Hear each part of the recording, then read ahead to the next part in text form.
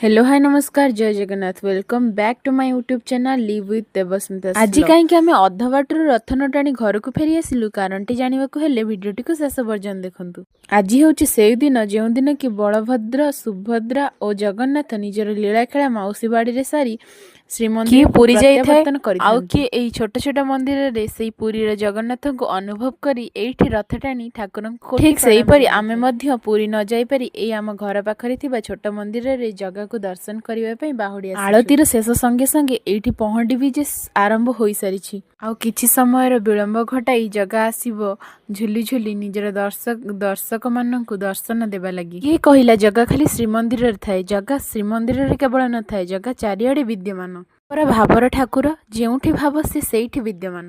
बाल वृद्ध वनिता जी जेउठी थाई ताको डाके सी सेठारे ही विद्यमान हुए। घंटा मृदंग सहित मंदिरर पारिपार्श्व प्रकंपित हेउछि। वृद्ध ठारू आरंभ करी बालक पर्यंत समस्ते से जगार मोहरे मोहित हो जाइछन्ति। जगार आसिबाकु समस्ते अपेक्षा करी चाहि बसिछन्ति। एठी टेबुल गुड़िक सजा जाउछि जगार अपेक्षा। जगार पहंडी बीजी को आपण माने हृदय सहित अनुभव करन्ति।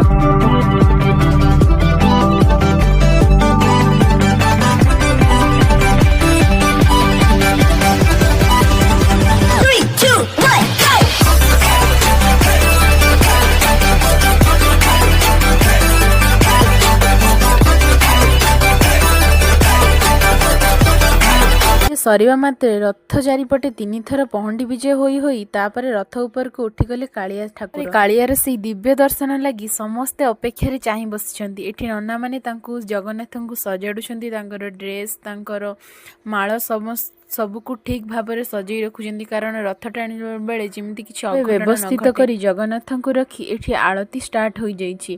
आरती को आपण माने दर्शन करी कमेंट सेक्शन ले जय जगन्नाथ लिखिबे निश्चय। देखिए आमे बहुत खुशी हेलु। तापरे बहुत प्रकार मिठा भोग खाई रथ अल्प टिके टाणी देई बाहुडिलु आम घर को।